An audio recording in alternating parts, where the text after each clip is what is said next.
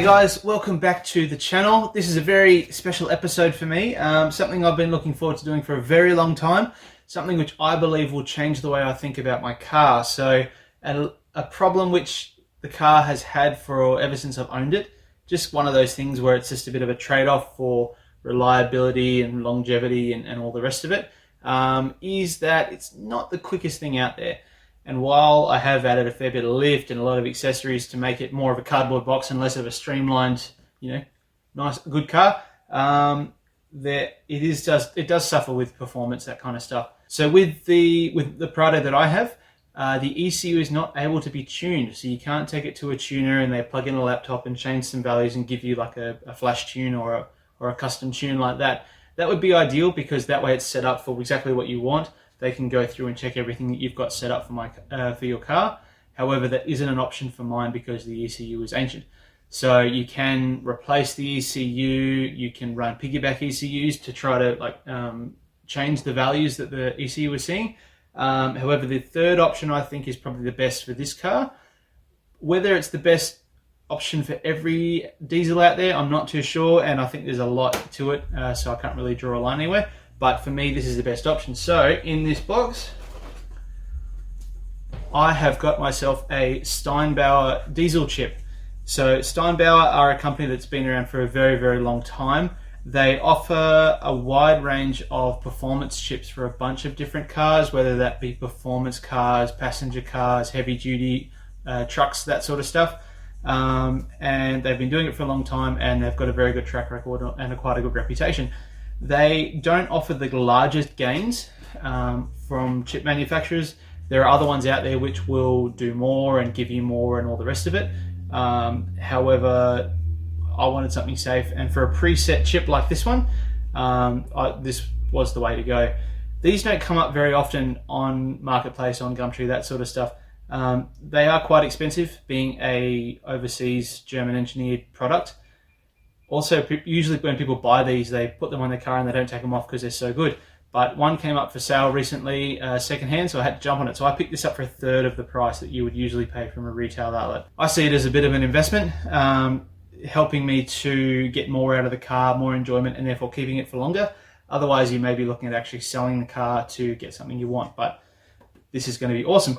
So a really good safety feature with the Steinbauer is it will actually start to decrease its output and what the amount of performance that it gives. It will decrease that by a percentage for every second that you are over, I think it's a minute of full throttle. So for example, if you're going up a long hill, towing a trailer or whatever, and doing a long expanse of full throttle, like, yeah, I need all the power out of this, it will give you that 100% for that full minute. After that, it will start to dial it back bit by bit, the longer that you hold that on. So what it's actually doing there is a bit of a safety feature.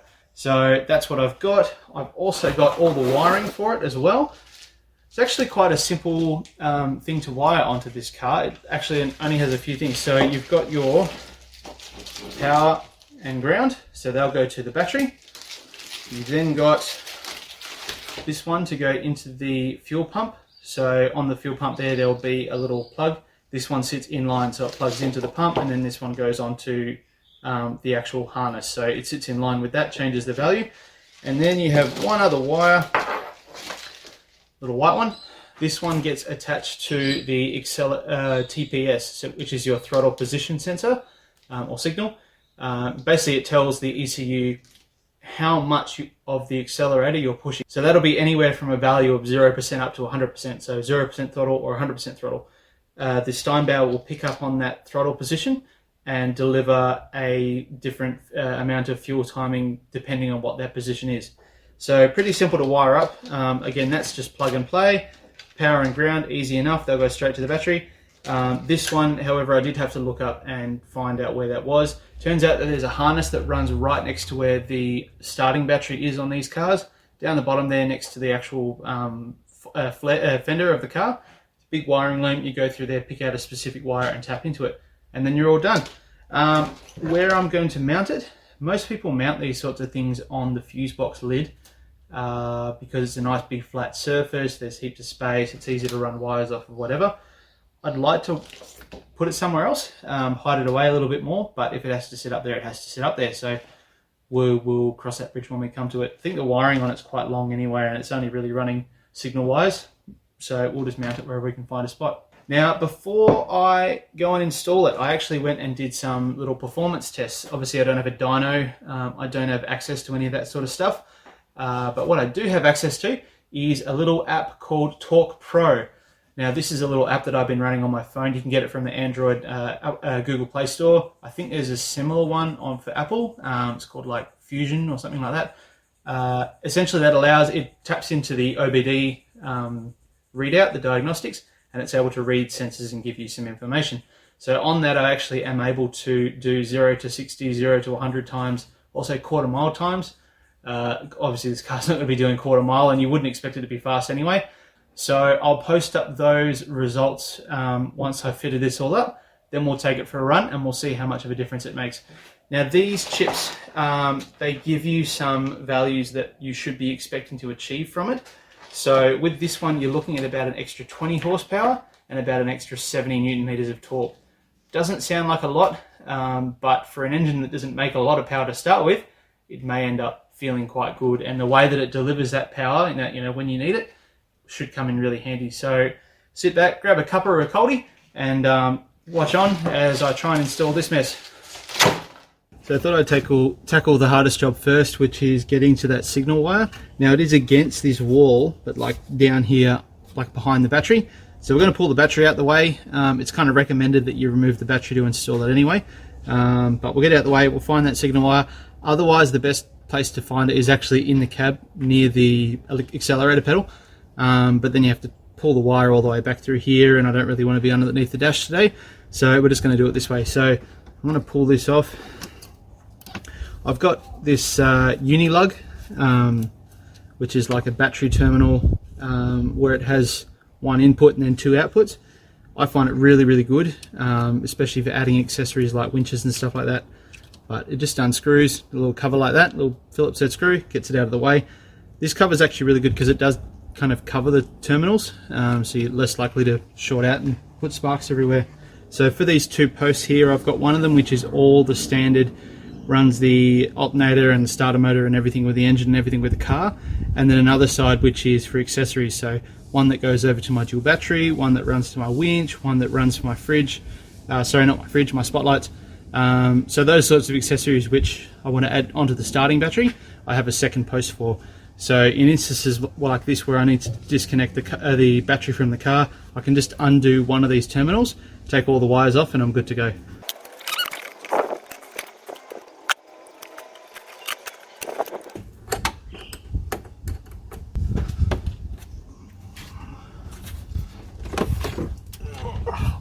So now that's all out the way, right down here, being held in with two white kind of clamps against the body, is a nice big wiring harness that we need to tap into. So hopefully that makes it a little bit easier to see exactly what we're doing. So this is the big wiring harness. So there's two clips that kind of hold it down, and then there's like a cable tie. So I'll just cut that cable tie off, and then this whole thing can lift up and move.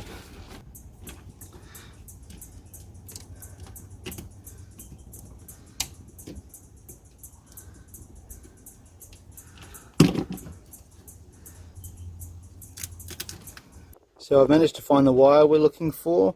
So this one here is a white wire with a blue trace and little silver chevrons on it.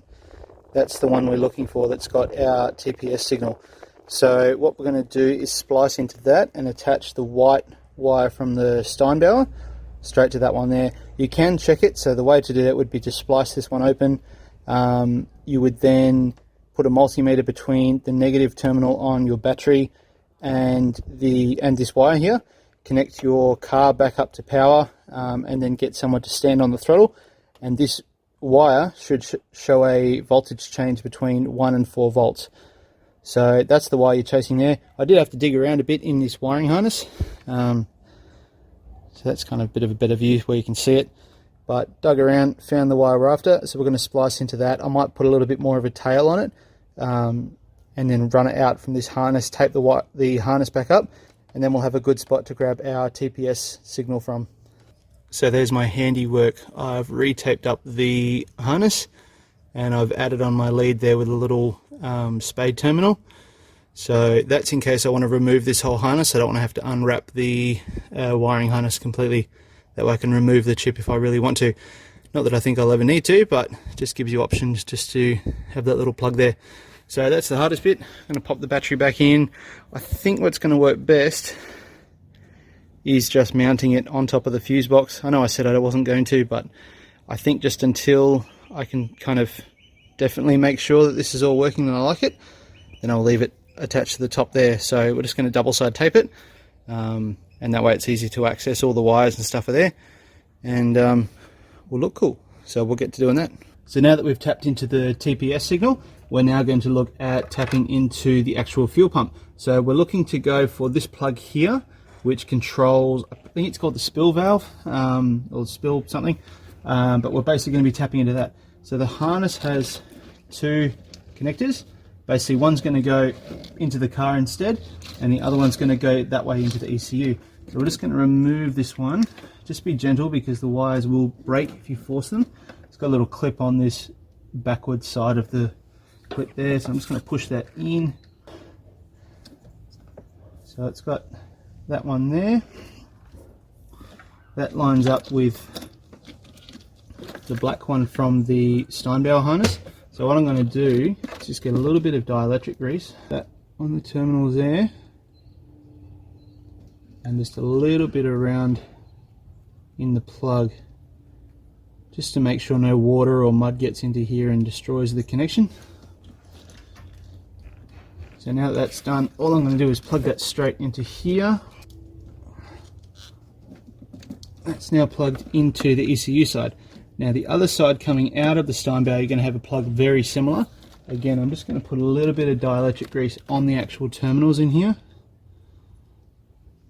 and a little bit around the outside, just where that rubber seal is.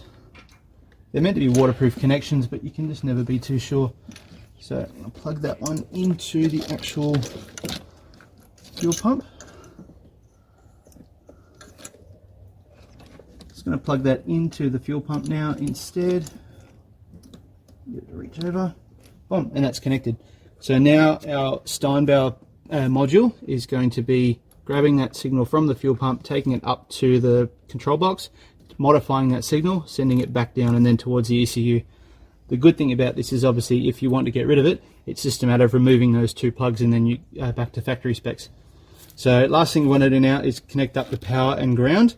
Easy enough to do. I'm sure you guys can figure that out on your own. If not, this may be a little bit advanced for you. And then we're going to go for a drive. So I'm just going to connect them up now, and then we're going to get the car started. So the other really cool thing about these units that I didn't speak about before was that they do have some adjustment in them. So on the back here, you take off these 4 screws, and then this backing plate comes off, and then you can actually see this is the kind of the back of the chip. So in here, you can see where all your connectors are obviously going through. They're all covered in this like insulation, which is really cool. You've got some like indicator lights, so if you had a problem with the chip, they would give you some sort of indication about what's wrong with it and how you go fix it. The other cool thing is this blue dial here, where you're actually able to adjust the amount of fueling you can add or take away. So this is just facing completely north, which is the factory setting.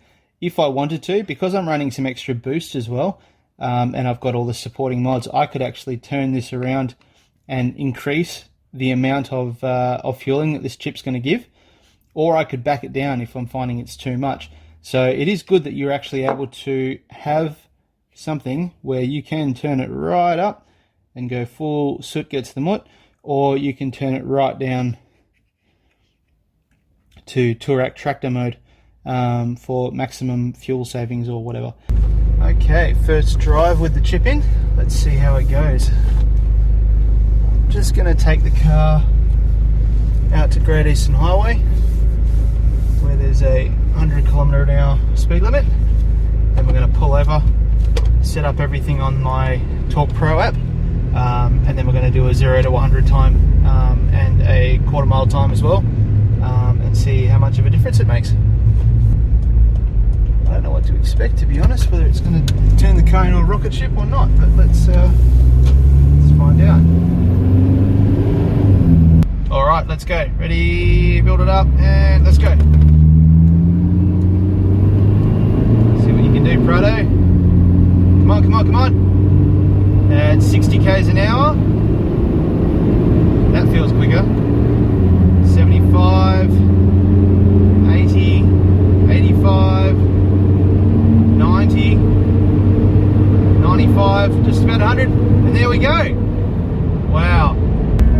So that last run I did, I managed to get a quarter-mile time of 21.1 and a 0 to 100 of 20.4. That's quite a big improvement over the last figures that I managed to get. May not seem like a lot, but for an old slug like this, every little bit counts.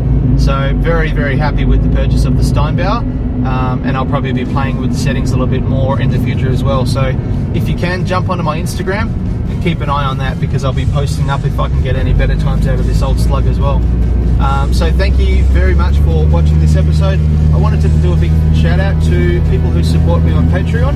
They're able to get early access to videos, they're able to jump into discussions with me about where we want to take this channel and what sort of videos that they want me to film. So thank you very much to the people on there who are supporting me. I really, really do appreciate it. And hopefully we'll have some more cool stuff coming up soon too. So yeah, thank you very much for watching this episode of Prado 120 Adventures. Very happy with the Steinbauer chip, and I'll catch up with you guys next time on the next episode. Cheers. Thanks.